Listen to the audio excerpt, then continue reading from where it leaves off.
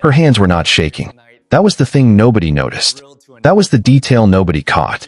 While every eye in that dining room was fixed on the couple at the head of the table, while her stepmother was already pressing happy tears from the corners of her eyes, and her father was already rising to reach for the champagne, Hadiza's hands were perfectly, completely, terrifyingly still. She sat at the far end of the long mahogany table, and she smiled. She lifted her glass when everyone else lifted theirs. She said the right things at the right volume and in the right register.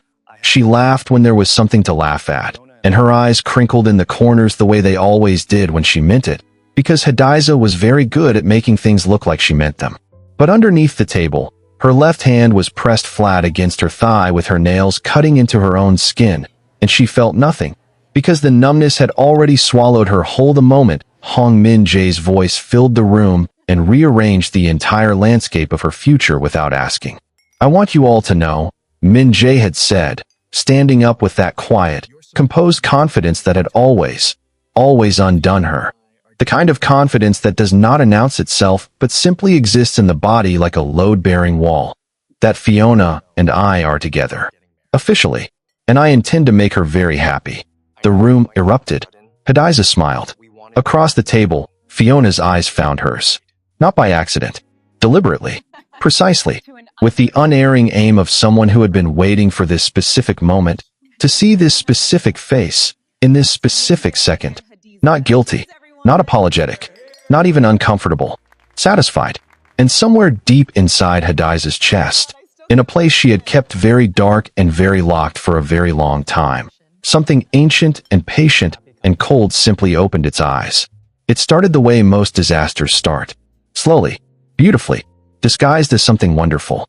Hadiza Musa had arrived in Seoul on a gray Tuesday morning in October, 3 years before that dinner.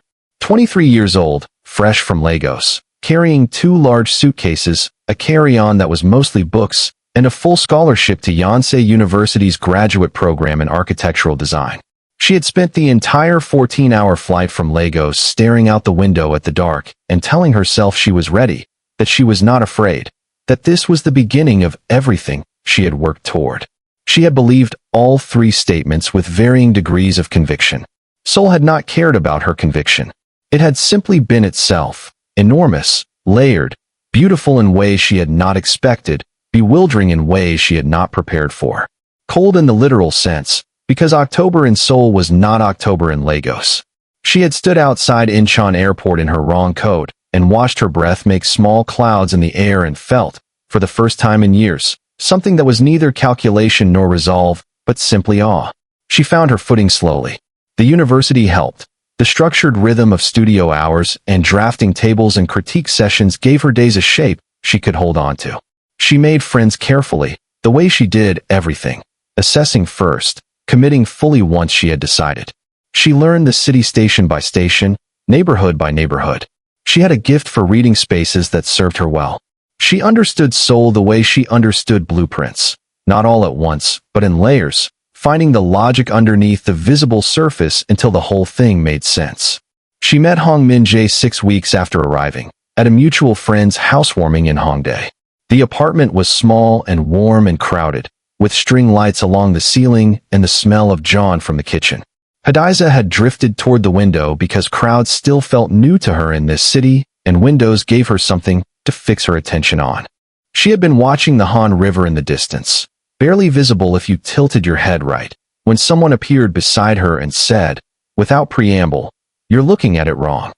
She turned. The man beside her was not particularly tall, but he had something in his bearing that made height irrelevant. Clean lines, dark eyes, a stillness that was not the stillness of absence, but of complete, unhurried presence. The stillness of someone who was more present than most people ever managed to be. He was holding a barely touched glass of beer, and he was also looking at the window. "Looking at what wrong?" she asked. "The river." He glanced at her, just briefly, then back at the window. "You're watching it like it's going to answer you if you stare long enough." A pause. "It won't. The Han River doesn't give answers. It just keeps moving." She laughed, genuinely, which surprised her.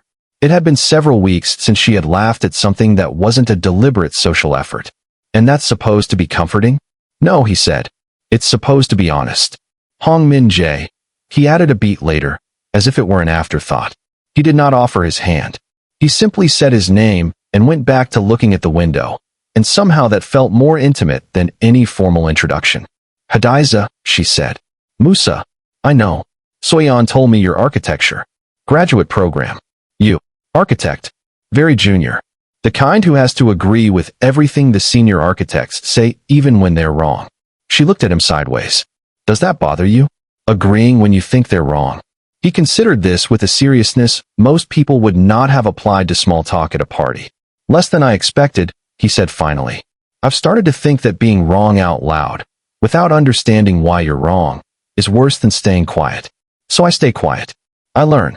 And eventually, I'm not wrong anymore. He paused. Does that sound arrogant? No, she said. It sounds patient. Something shifted in his expression. Just slightly. Just enough for her to notice. That was the beginning. They became friends. It happened slowly and naturally, and with the particular ease of two people who are both more comfortable with honesty than performance, and who recognize that quality in each other, like finding a familiar word in a foreign language. He helped her navigate the city, the apps and the neighborhoods, the restaurants worth the queue and the ones that were all aesthetic with no substance, the subway shortcuts that tourist maps didn't show. She helped him see the city differently, because Hadiza had a way of finding the story a space was trying to tell, and Min Jae, who thought in systems and load-bearing elements, found himself looking at things she had pointed out long after she had moved on from them. They walked through Bukshin-Henok village on a cold November afternoon, and she stopped in front of a doorway he had passed 100 times and said, "Look at the way light uses that threshold. See how it divides the public street from the private courtyard? It is just light and shadow, but it does the work of a wall." He looked. He saw it. And something happened in his chest that he filed under a category he was not yet ready to name. She told him about Kano over ramen one evening in a tiny restaurant near Sinchon.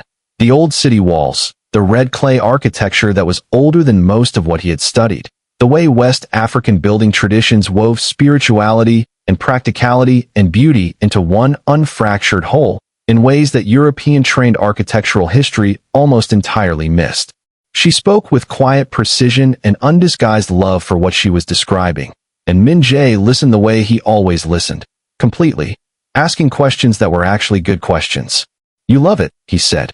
"Not the nostalgia of it. The architecture itself." "I love the intelligence of it," she said.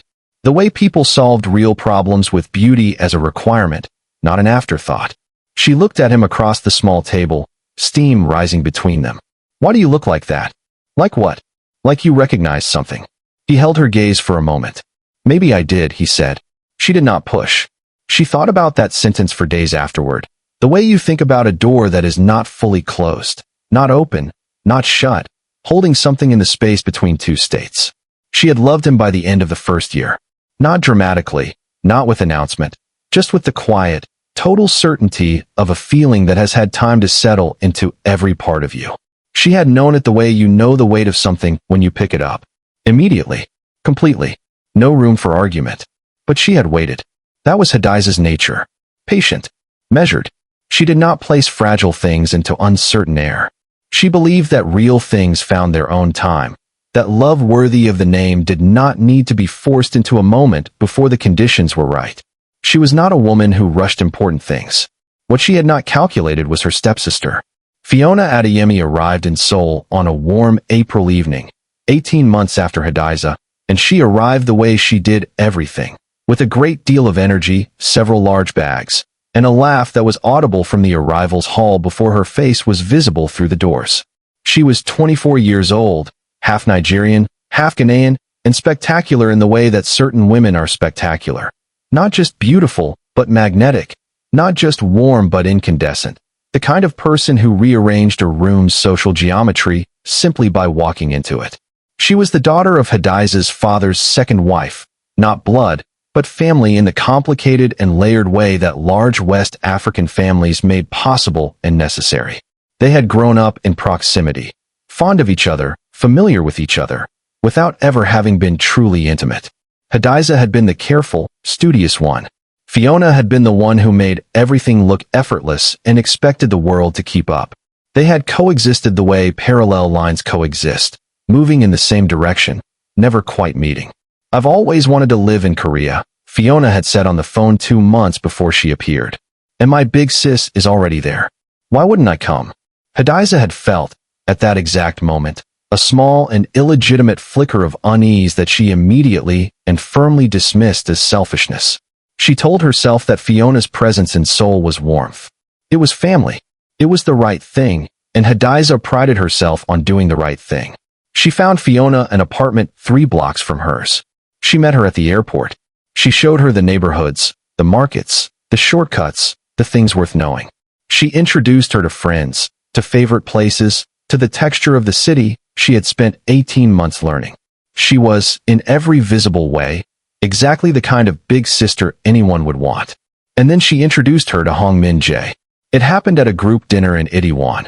8 or 9 people, a long table, good galbi, too much soju, the kind of conversation that spread across multiple tracks and occasionally collided.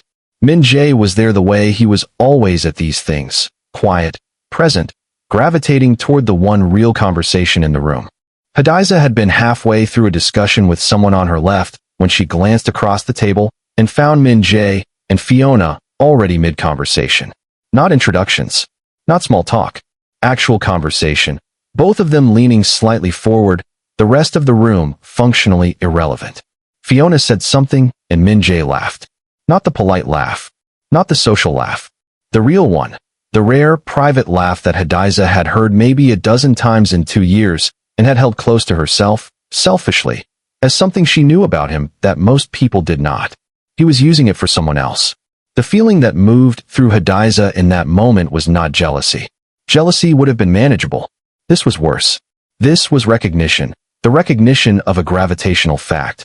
The way two things sometimes simply pull toward each other, and the pulling has nothing to do with anyone's intentions or anyone's prior claims. She turned back to her own conversation. She kept her face exactly right. She told herself it was nothing. She told herself that every week for the next 4 months. While their presence in the group chat became warmer and more specifically directed at each other. While Fiona mentioned Min-jae in the careful, almost casual way of a woman trying not to sound like she mentioned someone constantly. While Min-jae arrived at gatherings, and, in the fraction of a second before he composed himself into the social version of himself, let his eyes find Fiona first. She waited. She watched. She hoped that what she was observing would plateau, dissolve, or reveal itself as less than it appeared. It did none of those things. And then came the dinner. If your chest is already tight right now, if you already know exactly where this is going, drop a comment and tell me. Did Hadiza make a mistake by waiting? I genuinely want to know what you think. And if you are not subscribed to Domina's Corner yet, please do that right now. New stories every week, and each one is sharper than the last. Hit the button and let's keep going. The announcement dinner had been her father's idea. Chief Musa was a man who believed in ceremony, in the formal acknowledgement of things that mattered.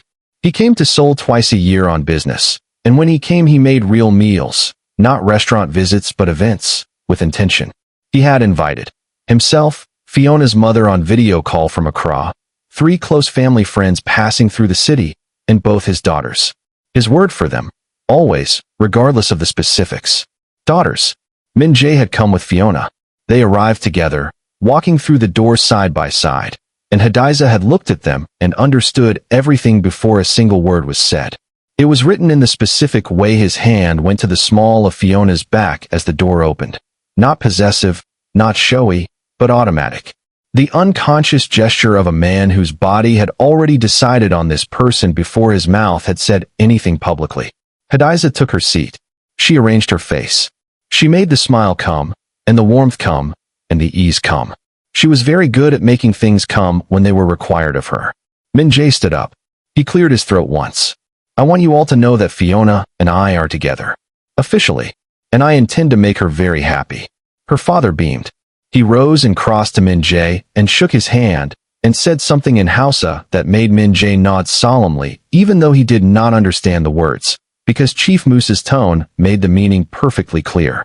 Fiona's mother's voice came through the phone in a cascade of Yoruba and Shui and pure maternal joy. Friends raised glasses and said all the warm, good things you say when something beautiful is announced. It was a beautiful evening. Hadiza lifted her glass. She said, I'm so happy for you both." And she looked at Min Jae when she said it, and she made her eyes hold exactly the warmth they were supposed to hold. And Min Jae looked back at her with something she could not quite read. Not guilt, because he had nothing to feel guilty about. Something closer to a question he had decided not to ask. And then Fiona caught her eye. That look. 2 seconds across the table. Hadiza replayed it hundreds of times in the months that followed, trying to be fair about it, trying to give it every generous interpretation available. And every single time she arrived at the same conclusion.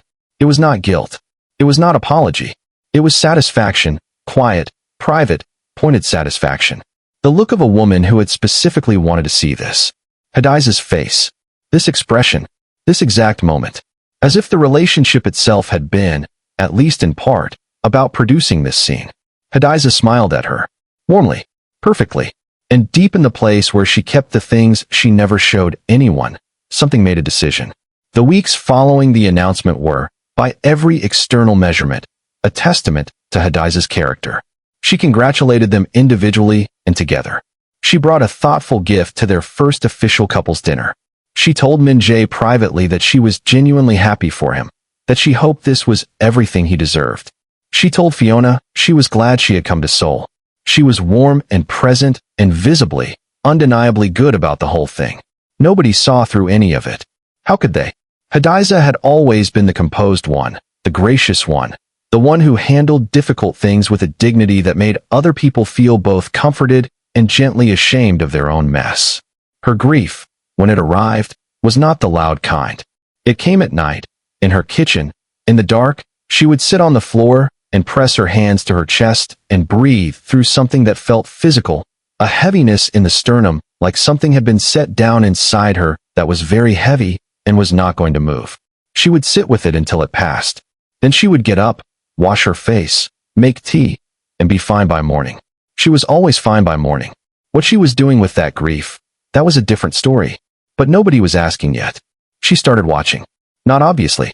Hadiza had always been observant. It was part of what made her exceptional at what she did professionally. She noticed load-bearing elements. She noticed the details that told the real story of a space. And now she turned that precision toward Min Jae and Fiona, and she began to understand the architecture of what they were to each other, and, more importantly, the architecture of what they could never quite be. Min Jae was private, not cold, deeply warm, actually, in the ways that mattered, but private. He did not like his personal life discussed without his knowledge. He did not like the feeling of being managed or monitored or scheduled around. It was fundamental to him, as structural as anything else. He had grown up in a home where privacy was respected as a form of dignity, and it had become part of how he moved through the world. Fiona was generous with information, not because she was careless, but because for Fiona, sharing was love.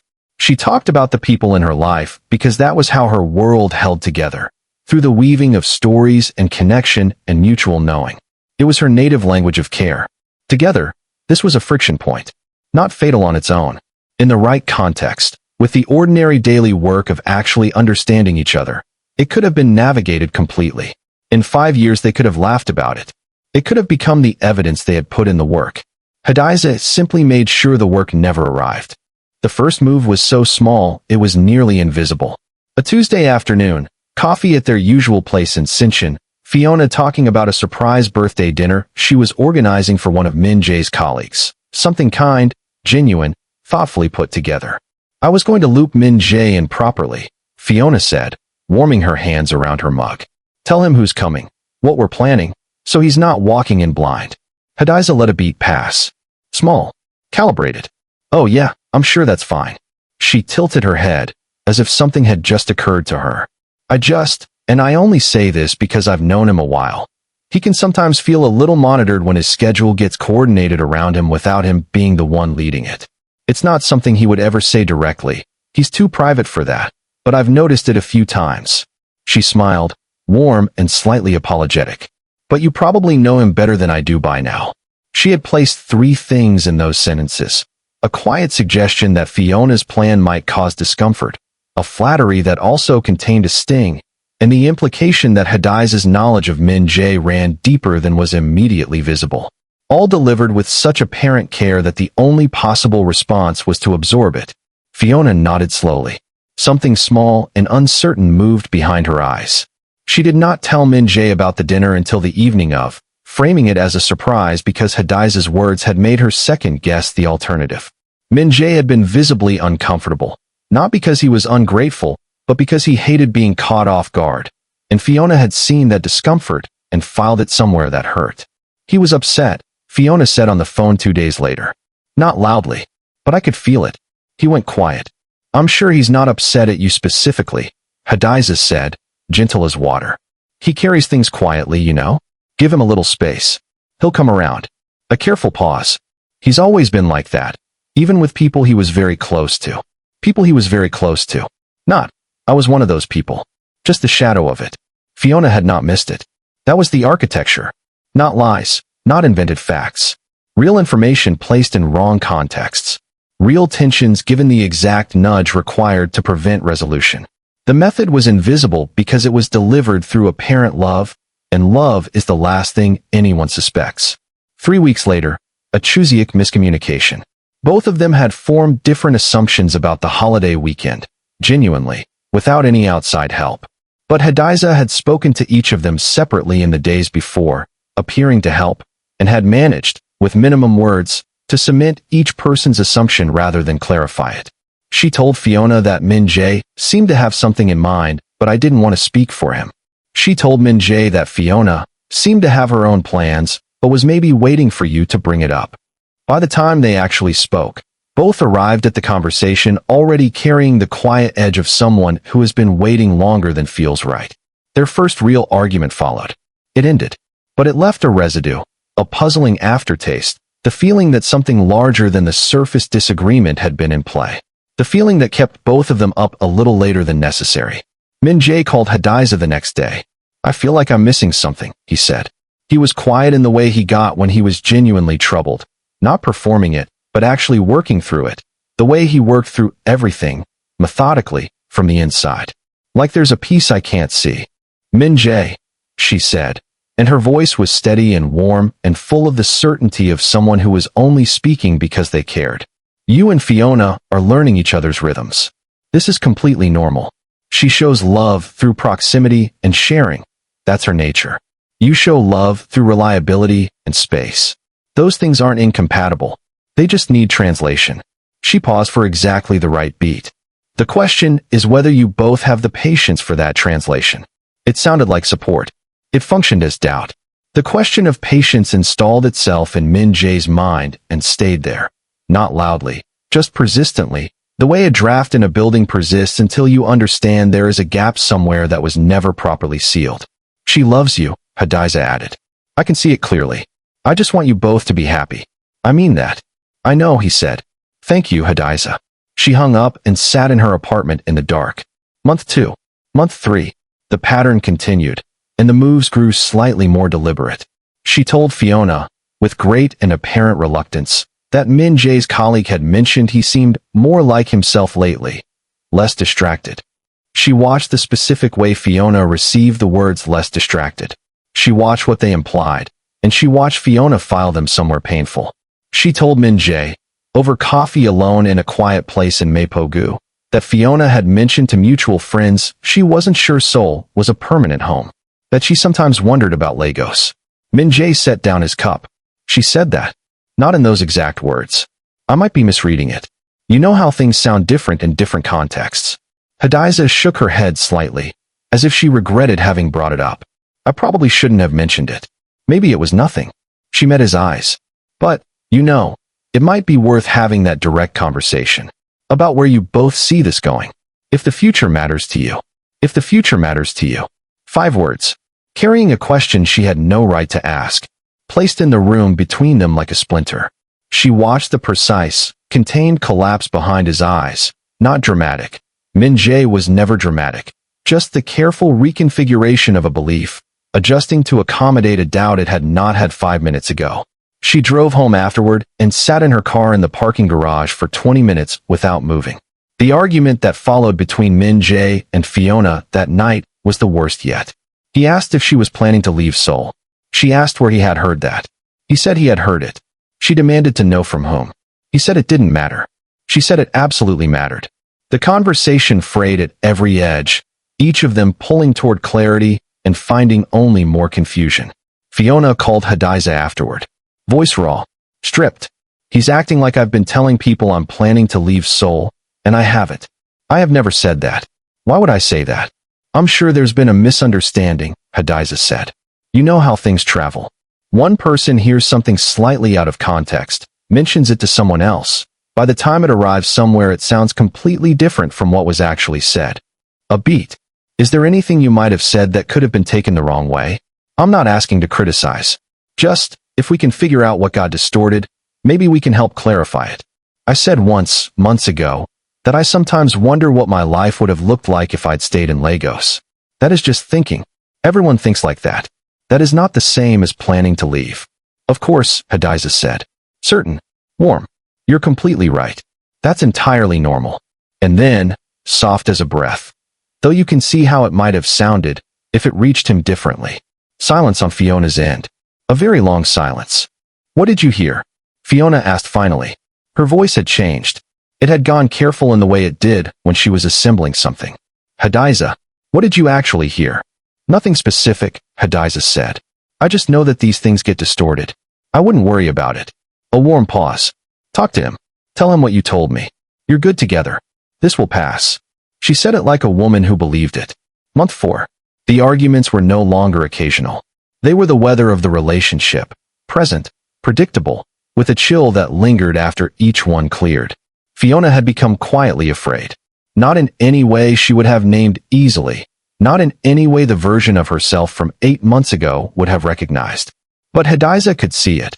In the way Fiona's voice changed when she mentioned Min Jae, in how often she checked her phone, in the roundabout way she had started asking whether Hadiza thought Min Jae was happy, as if she no longer trusted her own read on him. Do you think he's pulling away? Fiona asked one evening, sitting on Hadiza's couch with her knees drawn up, holding tea she was not drinking. I can feel it. When I try to talk about the future, he goes quiet. Like he's calculating something I can't see.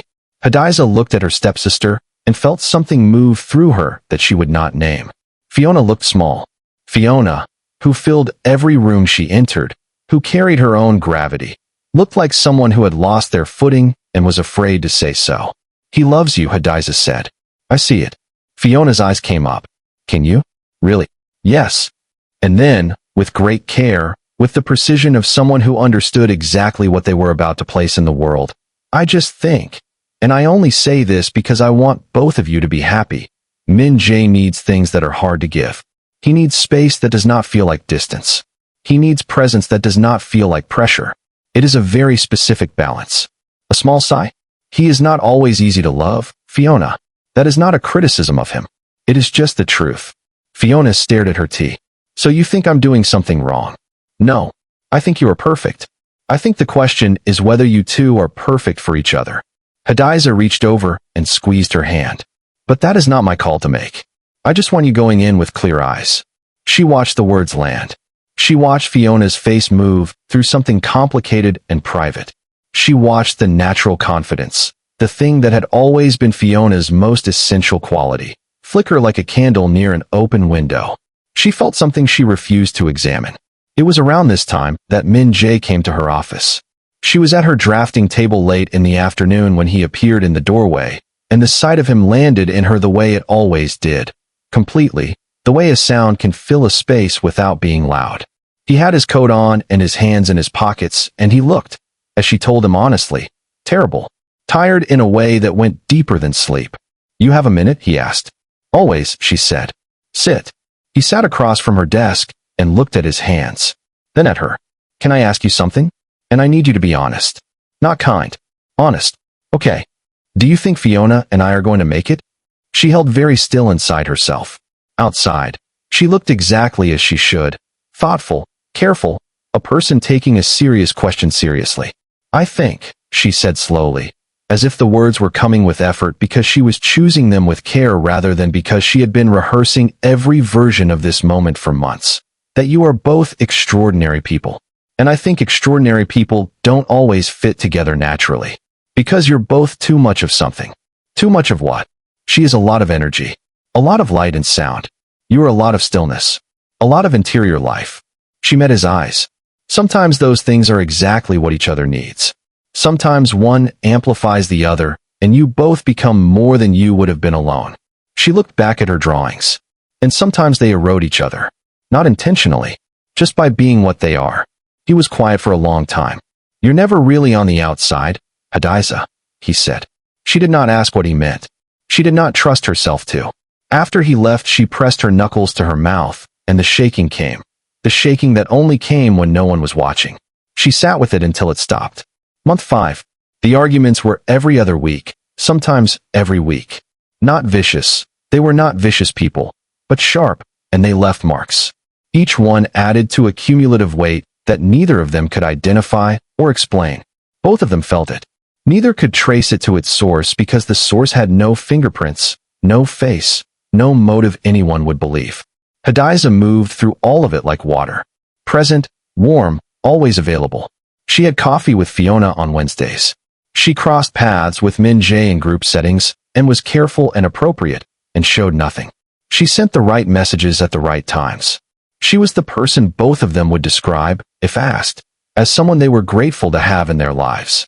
She was also, by this point, documenting. Voice notes on her phone, brief, private, recorded after significant moments. A record of what had been said, what had been planted, what had taken root. She had told herself it was just for her own clarity, to keep the threads organized. She had told herself it was harmless. She had almost convinced herself. One night, lying awake at 2 a.m, she had spoken into her phone in the dark of her apartment. Not to anyone, just to the air. She had said things she would have never said to a living person, about Min Jae, about what she felt, about why she was doing what she was doing. She had said them clearly and without apology, because there was no audience and no consequence, and the truth, spoken in private, costs nothing. She filed the recording with the others. She did not delete it. That was the gap in the architecture. That was the thing she had not accounted for. The one place where the control she prided herself on had let something slip through. Not dramatically, not obviously, just quietly, like a hairline crack in a wall that looks solid from 10 feet away, but will not hold under pressure. She did not know about the gap yet. Month 6. The relationship between Min Jae and Fiona was a structure with all its load-bearing walls compromised. It was still standing. It still had its good moments. Evenings that felt almost like the beginning. Conversations that remembered what they had originally seen in each other. But those moments were becoming less frequent and harder to sustain, like a building where the heat keeps going out, where you can make it warm again, but you cannot seem to keep it warm. Fiona called Hadiza more often now. Not always about Min Jae, sometimes just to talk, to fill silence, to hear a voice that felt safe. Hadiza answered every call. She was always available. She always listened. She said the right things and withheld the right things and was, by every external measure, exactly what a sister and a friend should be. Min Jae had grown quieter. He internalized more. He had started to feel, not think, not conclude, but feel in the wordless way that precedes understanding, that the relationship he was in was not quite what he had believed it was, that there was something about it that did not hold, something that gave under pressure in ways he could not explain. He could not name it. He could not locate it. He kept trying to have the right conversation and finding that the right conversation kept dissolving into something else. He called Hadiza one Tuesday evening. He was in his apartment, alone, and his voice had the quality it had when he was most honest, flat, unguarded, stripped of anything extra. "I keep feeling like I'm trying to hold water," he said. "Like every time I think I have a grip on it, it goes somewhere else." Min Jae. She was careful. She was always careful. Relationships are hard, especially when two people care as much as you both do. The caring makes everything feel higher stakes. "That's not it," he said. "It's not the stakes. It's something feels wrong in a way I can't explain. Like there's a conversation I haven't had yet that I don't even know to have." She felt her pulse shift. Just slightly. "What kind of conversation?" "I don't know. That's what I'm saying. I don't know." A long pause. "Hadiza, do you know something I don't? About Fiona? About any of this?" She breathed very carefully. "I know that you're both good people who care about each other," she said. "And I know that whatever is making this hard, it's not something you should try to push through alone. Talk to her. Not about the specific things that are bothering you. About what you need. what the relationship needs. She paused. Sometimes people get so focused on the problems that they forget to reach for each other. She said it beautifully. She said it like a woman who wanted them to reach for each other. She was not a woman who wanted that. 3 weeks before the end, Hadiza planted the two things that would bring the structure down. The first was a conversation at a group dinner. Jian, a mutual friend, generous with information, completely without malice, sat beside Hadiza at a long table in Yongsan. Hadiza spoke to her in the particular way she had perfected, warmly, as if sharing a confidence, as if saying something she probably should not say but was saying because she was concerned. She implied, through a careful arrangement of partial truths and strategic omissions, that Fiona had been confiding doubts about the relationship to people in Min Jae's circle, that she had been uncertain for a while and had not been honest with him about it. She did not say these things directly. She implied them, and she implied them to exactly the person who would find them relevant enough to pass on, and who would pass them on in the confident tone of someone who had heard something worth knowing. Jian did not know she was being used. She believed she was in possession of useful information. She passed it on, as Hadiza had known she would. The second was a message to Min Jae, sent 10 days before the end, written with apparent pain, with the texture of something Hadiza had struggled over, with a reluctance that felt genuine, because she had practiced making it feel genuine. The message said that Fiona had confided in her that she wasn't sure this was the right season of her life for something this serious, that she had been feeling uncertain but did not know how to bring it up. The message was almost entirely fabricated.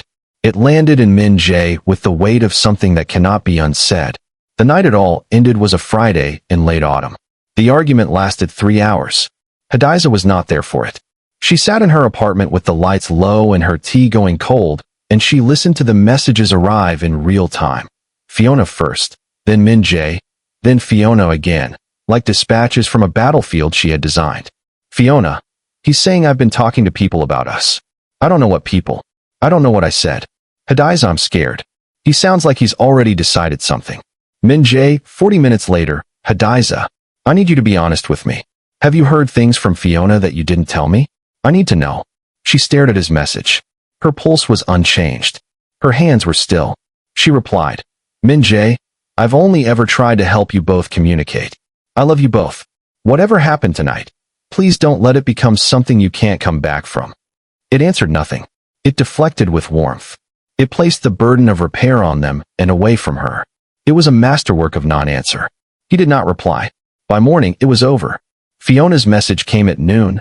3 words, it's over. He ended it. Hadiza was at Fiona's apartment within the hour. She held her stepsister while she cried the way people cry when grief has no explanation that fits. Messy and confused, looking for the source of the wound and finding nothing, because the source of the wound was the person rubbing her back. Hadiza said, you are going to be okay. She made tea. She sat on the floor of Fiona's apartment for 6 hours. She said all the things. You are so loved. You deserve more honesty. This is not about your worth. She meant some of it, in the complicated way of a person who is capable of genuine love and genuine harm, and does not always know, in the moment, which one is running. That night, alone in her apartment, she did not allow herself anything. Not satisfaction. Not relief. Not grief. She simply sat in her kitchen in the same dark she had always sat in and breathed. She told herself it was done, that she could be at peace now. She almost believed it. Okay, pause right here. Drop 1 word in the comments. Just 1 word for Hadiza at this exact moment in the story. I am reading every single one. And if you are watching this without being subscribed, please hit that button. This channel is where I live, and I want you here for what comes next. Now let us get to the part where everything hidden comes to the surface. The 2 weeks that followed were calm on the surface. Hadiza worked. She ran in the mornings. She kept her routines visible. She checked in on Fiona with appropriate frequency. She reached out to Min Jae once, gently.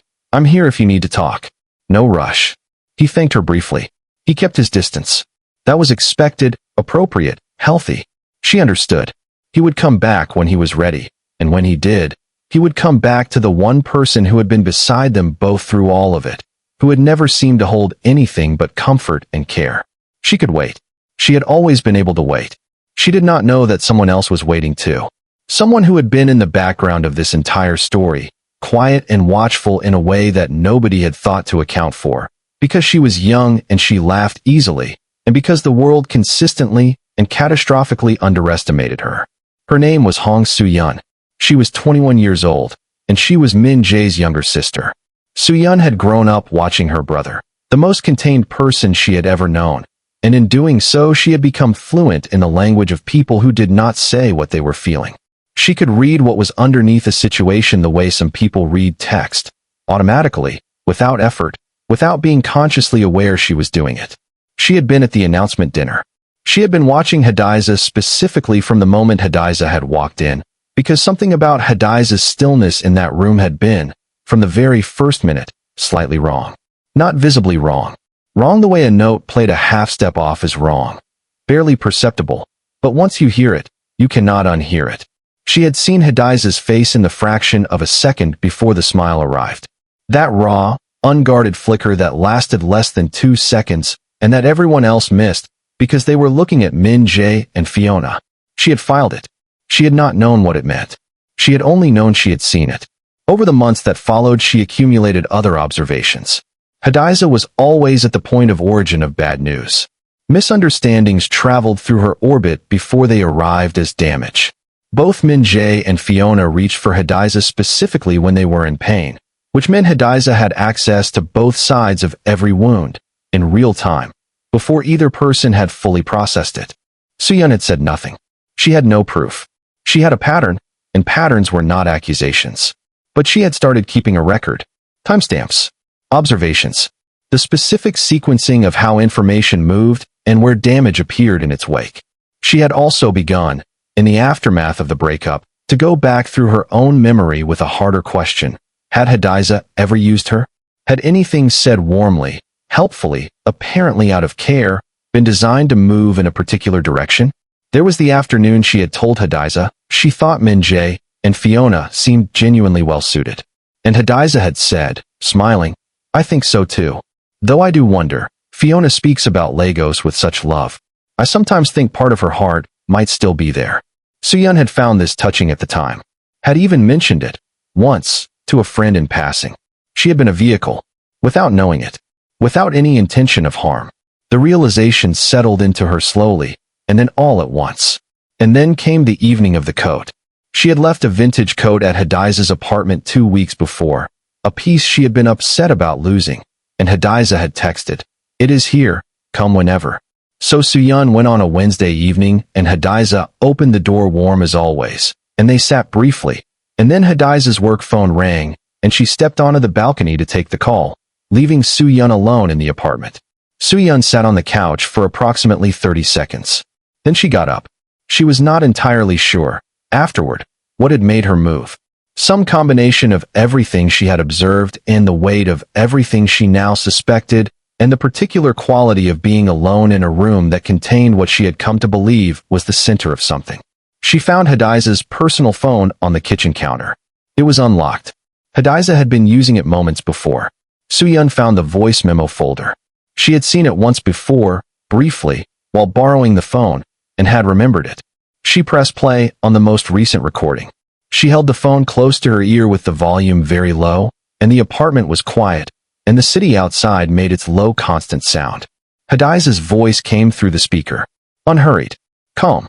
The voice of someone speaking privately, without performance, without an audience, without the careful management she applied to everything she said in public. If he won't choose me, then no one gets him. That was always the condition. I did not create it. I just accepted it. And now it is done. A pause. A breath. And then, softer, with something that was almost tender in it, the tenderness of a person speaking about the one thing they loved most, and had chosen to destroy rather than yield to someone else. I loved him first. I'll love him the longest. And she'll never understand what she had, or how it was taken from her. Soo-yeon stood in the kitchen without moving. She put the phone back, exactly where it had been. She picked up her coat from the couch. She let herself out. She stood in the hallway. Everything rearranged itself. Not gradually. All at once, the way a structure makes sense the moment you identify its load-bearing elements. Every argument had been seated. Every misunderstanding had been guided. Every crack in the relationship had been opened by the same hands that had shown up afterward to comfort the people bleeding from them. The warmth and the destruction had come from the same source. The same hands. The same patient, precise, devastating intelligence. The door behind her opened. Hadiza came out, still on her work phone, still in conversation. She saw Soo-yeon standing in the hallway, and her face did the thing it always did.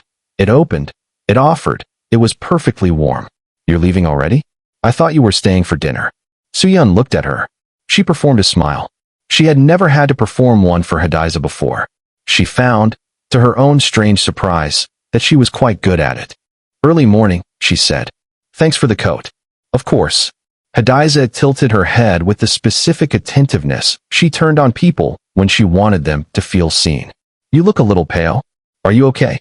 "Fine," Soo-yeon said. "Just tired." The elevator arrived. She stepped in. She turned and watched Hadiza standing in the hallway in the warm light of the corridor, holding her phone, wearing the expression of someone with absolutely nothing to hide. The doors closed. Soo-yeon exhaled for the first time since she had pressed play. In the lobby, she leaned against the wall and let the full weight of it hit her. Every argument seated. Every crack opened by the same hands that comforted afterward. The person everyone trusted most was the person who had designed the thing they were all grieving. The warmest person in any room was the most dangerous one. She thought about her brother. Sitting alone in his apartment right now, quiet and shattered, not understanding why something that had felt so right had come apart so completely. Attributing it to incompatibility, to timing, to the ordinary failure of two people to fit together. Not knowing he had been managed. Not knowing the relationship had not failed but had been made to fail, deliberately, from the inside, by someone he trusted completely. She thought about Fiona. Fiona, who had come to Seoul bright and whole, and had been quietly taken apart over 8 months by someone who smiled while doing it. Who had spent those months wondering what she had done wrong. Who had started doubting herself in ways that were not native to her, and would take a long time to undo. She thought about Hadiza. She thought about the voice in the recording. Calm, certain, tender with its own private grief. "I loved him first." And the truth was, Soo-yeon believed her. She believed the love was real. She believed the feeling was genuine. That was what made it most impossible to hold. Not that Hadiza had done this without feeling anything, but that she had done it with too much. Love that has nowhere to go does not simply disappear. It finds a direction. And if that direction is not toward connection, it turns toward control. Love like that does not stop. That was what frightened Soo-yeon most. She looked down at her phone. Her brother's contact. One tap. Not yet. Not tonight. Tonight she needed to sit with this. With the weight of what she had heard and the clarity of what she now knew and the question of what you do when the truth you are holding is the kind that, once spoken, cannot be unspoken. The kind that will change everything. Every relationship in this web of people. Every trust that had been extended. Once she said what she knew, nothing would be the same. She needed to be absolutely certain of her steps. She walked out into the Seoul night. The city was lit and moving and indifferent to everything that had happened in the building behind her. The air was cold and clean and smelled faintly of the river. Several floors above her, Hadiza stood at her window. She had ended her call. She had gone to the window in the clean, quiet light of her apartment, and she looked out at the city she had always understood in layers. The surface and the structure. The visible and the load-bearing. And she felt the particular peace of a woman who believed she had won. Not triumph. Not vindication. Just quiet. The way a cleared space is quiet, after the demolition is complete, before anything new begins. The peace of an outcome achieved. She did not know that in the lobby below, someone was walking toward the street with the truth of everything she had done alive in their memory, precise and complete and documented. She did not know that the most patient person in this story was no longer her. She did not know that the architecture she had built so carefully had, somewhere within it, a gap she had never accounted for, in the shape of a 21-year-old who wore bright clothes and laughed easily, and had been watching since the very first dinner. She stood at her window and breathed. The city breathed around her. And outside, walking toward the subway with her hand around her phone in her pocket, Soo-yeon was thinking about timing and words and the sequence of events that would finally let the truth do what truth does when it is given room. Move, land, and change everything it touches. The Han River was somewhere in the distance. still moving, not giving answers. But for the first time in this entire story, the right person was asking the right questions.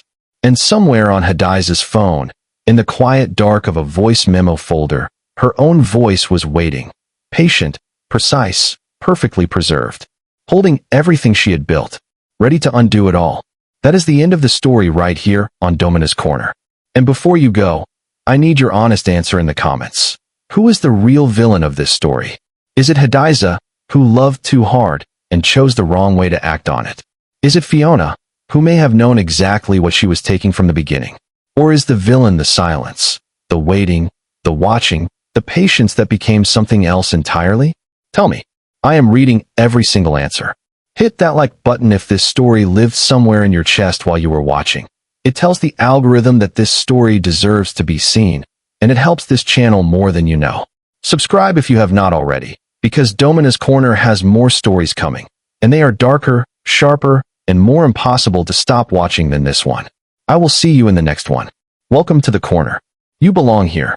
But let me tell you what happened in the days after Soo-yeon walked out of that lobby. Because the story does not end with a woman standing at a window. It never does. Soo-yeon went home that night, and she did not sleep. She lay in her apartment in Mapogu, small, bright, decorated with the kind of intentional chaos that looked careless and was not.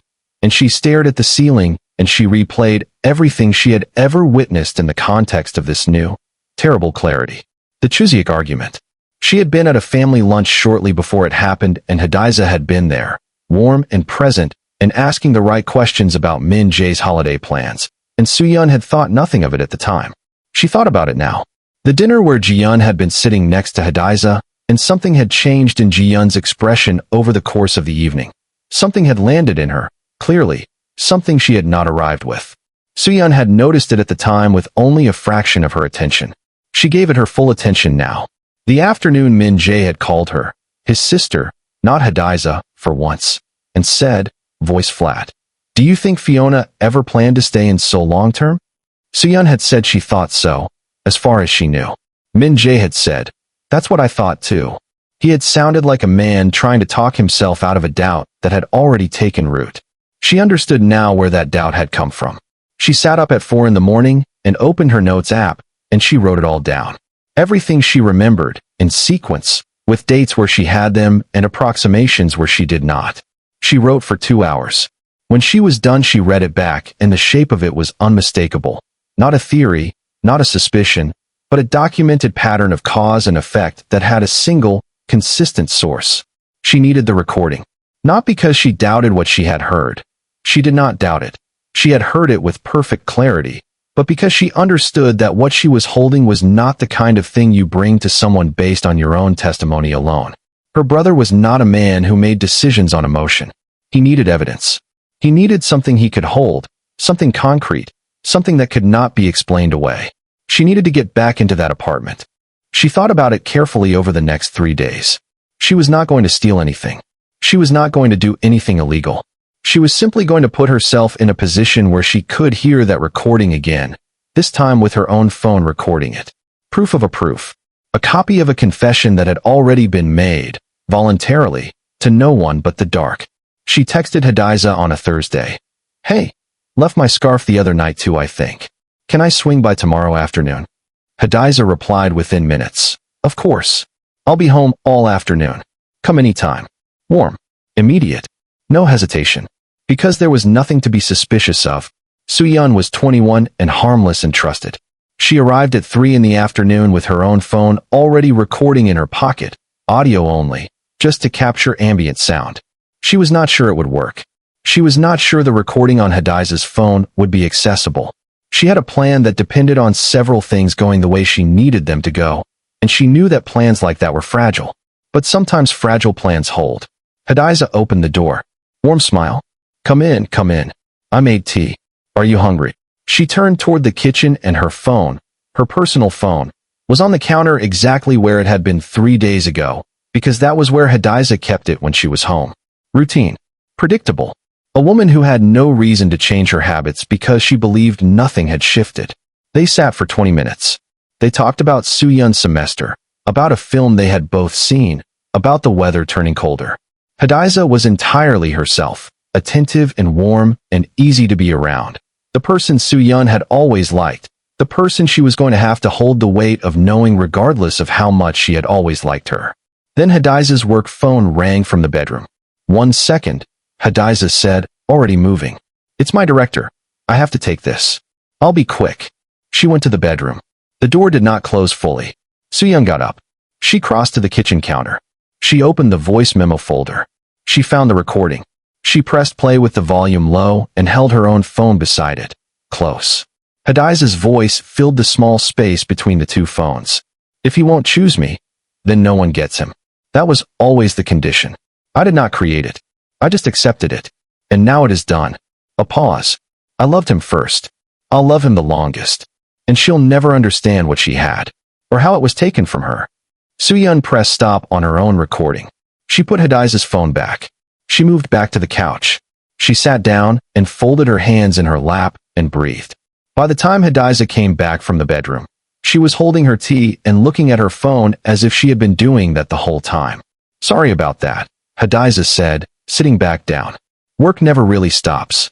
I know how that feels, Soo-yeon said, and smiled. She left 20 minutes later, with the scarf she had left behind and something else entirely in her pocket. She called Min Jae that evening. He answered on the second ring, which meant he had been awake.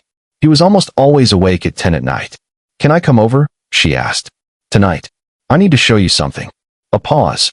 He had learned, growing up with her, what the specific quality of her pauses meant. He had learned that when Soo-yeon asked to come over at 10 at night without explaining why, it was because what she had to say did not fit in a phone call. Come, he said. She took the subway to his apartment in Yongsan, and he buzzed her up without ceremony and opened the door in his indoor clothes, the ones that meant he had not been expecting to see anyone. He looked at her face for 2 seconds in the doorway, and then stepped back without a word and let her in. His apartment was the way it always was, clean, uncluttered, specific in the way that spaces belonging to people who have thought carefully about how they want to live are specific. He had a glass of water on the table. He had been reading. He sat on the couch. She sat across from him. What did you find? He asked. She had not said she found anything. She had just said she needed to show him something.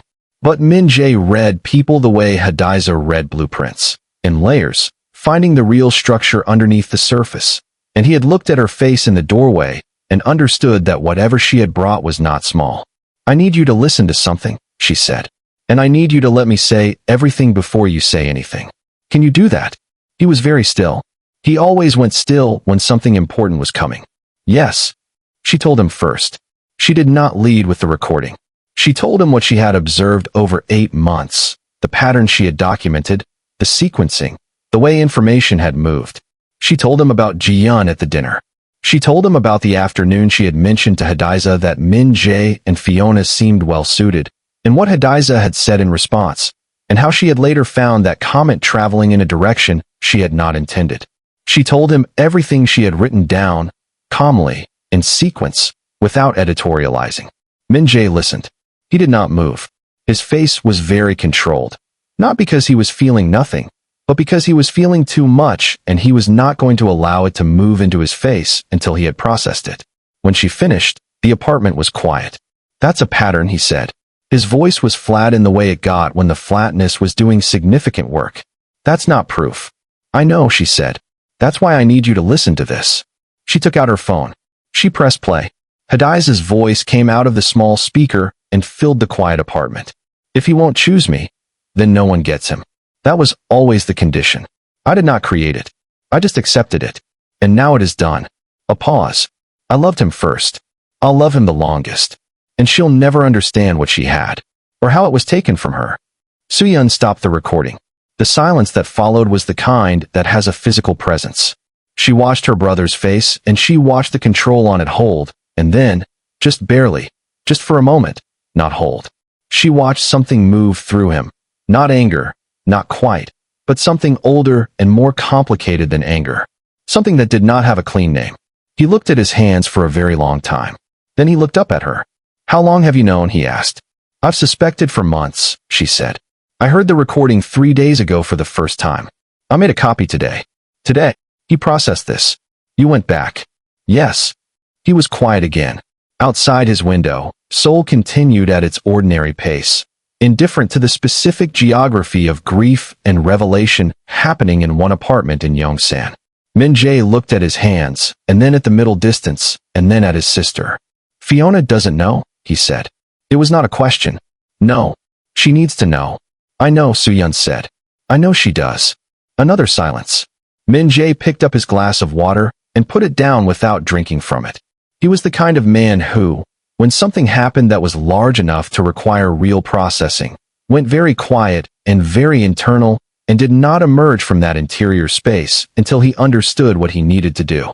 Soo-yeon had seen it her whole life. She recognized it now. She waited. I ended the relationship, he said finally. His voice was still flat, but there was something cracked at the edge of it. I ended it because I believed things that were not true. Because I trusted someone who was telling me things that were designed to make me doubt. He stopped. I broke up with Fiona for reasons that did not exist. Yes, Soo-yeon said quietly. He sat with that. And Fiona spent weeks thinking she had done something wrong, he said. Yes. He stood up. Not dramatically. Min-jae did not do things dramatically. He simply got up and walked to the window and stood there with his hands in his pockets, looking at the city the way Hadiza had looked at it, the way he had looked at it 1,000 times before, and now the city meant something different because the person who had taught him to look at it differently was also the person who had done this, and those two facts were going to have to exist together for a very long time. What do I do? He said.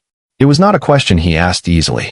He was not a man who asked for direction, but he was a man who knew, when a situation exceeded his own processing capacity, to say so.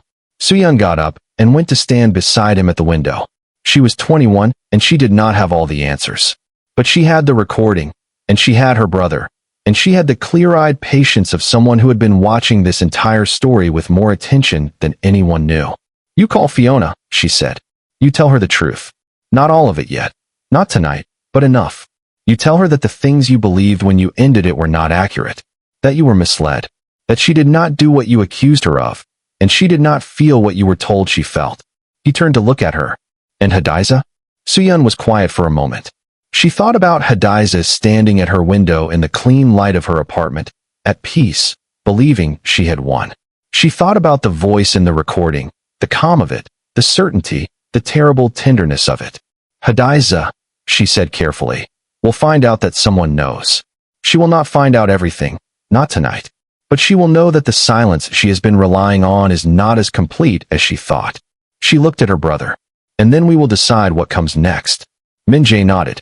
Once. The way he nodded when something had been decided and the decision was not going to be revisited. He picked up his phone. He called Fiona. It rang 4 times, and then she answered, her voice carrying the wary quality of someone who had learned to brace for this number on her screen. Min-jae, I need to tell you something, he said. And I need you to hear all of it before you say anything. He paused. I was wrong. What I told you when I ended things, the things I said I had heard, the things I believed you felt, they were not accurate. I was given information that was wrong. Deliberately wrong. A long silence on Fiona's end. What do you mean deliberately? She said. I mean someone gave me a version of things that was not real. And I believed it. And I ended something real because of something that wasn't. His voice was steady. He made it steady because she needed it to be. You didn't do any of what I accused you of, Fiona. You didn't say what I was told you said. You didn't feel what I was told you felt. Another silence. Longer. And then Fiona's voice, very quiet. Who? Min-jae looked at his sister across the room. Soo-yeon held his gaze and gave the smallest nod. We'll talk about that, he said to Fiona. In person. Tomorrow.